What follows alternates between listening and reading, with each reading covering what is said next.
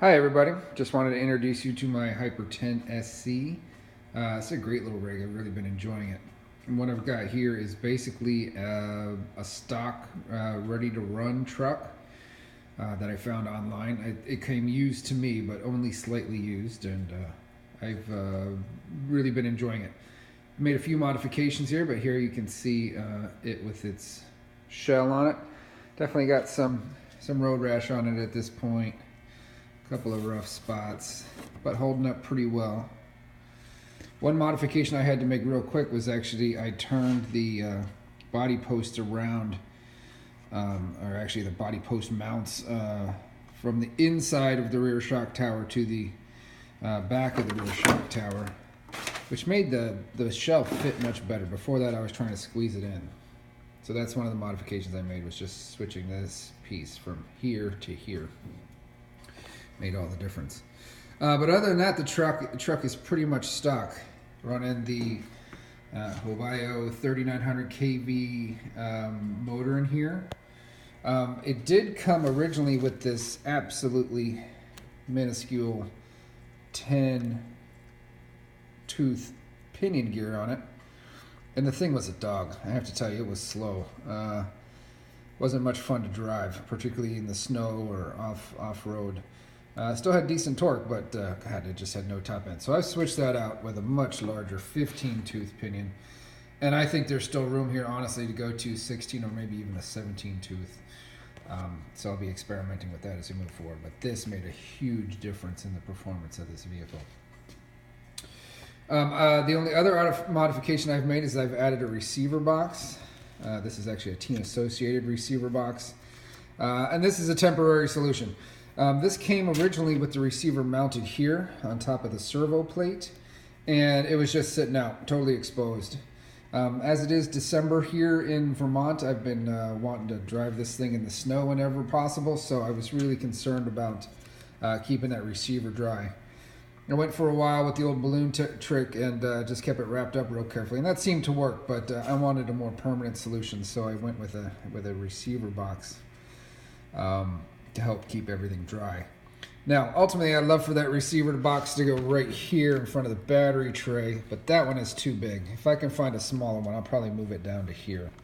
I have left the on-off switch in its original location, as well as the ESC, which is mounted here on top of the center diff plate.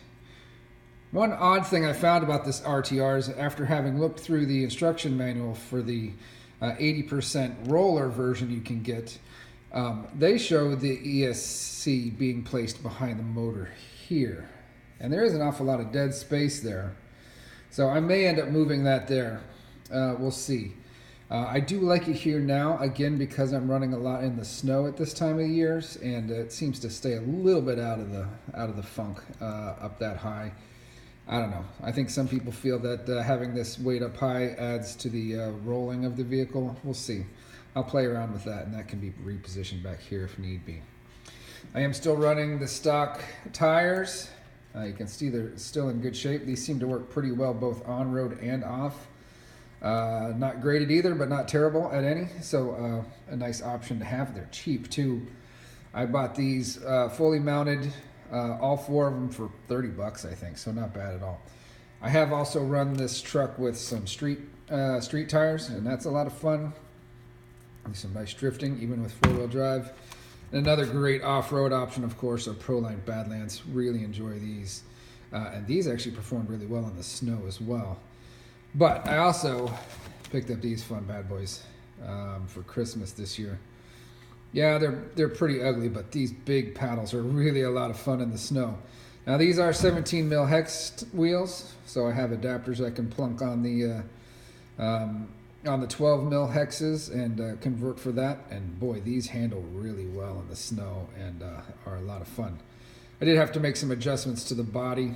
Luckily, I have a beater body that I can cut up a little bit and use as my snow bash body. I'm sure I'll have some videos of that coming up pretty soon, but those are pretty fun.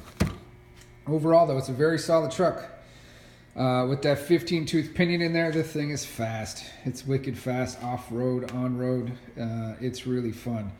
I may ultimately decide to upgrade the power plant in here a little bit, but for now I'm enjoying this one. With that 15 tooth pinion, I have no concerns about heat, particularly this time of year because again it's cold outside. But really a great ride all around. I am running 2S LiPo on this. I'm using these Z5200 mAh battery packs. Cheap on Amazon, my goodness. But so far so good. I've got about 10 cycles through these. They're holding up well. They hold a good charge, man. They got a good punch to them. Nice batteries for the money, I think. But again, I'm kind of a noob. Overall, I'm really impressed with this truck. All aluminum chassis. You can see, even though this was a used truck, it's in very good shape.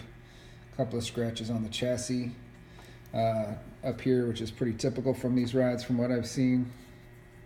Eventually, I'll probably upgrade these fenders to T-bone racing. Much sturdier and more impressive looking bumper kits, both front and rear. But there it is, the Hyper 10 SC. Now put out by Hobao. I guess it's always been put out by Hobao. It was rebranded by AFNA for a while they were around. And this is a ride that may have seen its day, you know. Around 2010, this was the hot business on the 4x4 circuit, from what I understand.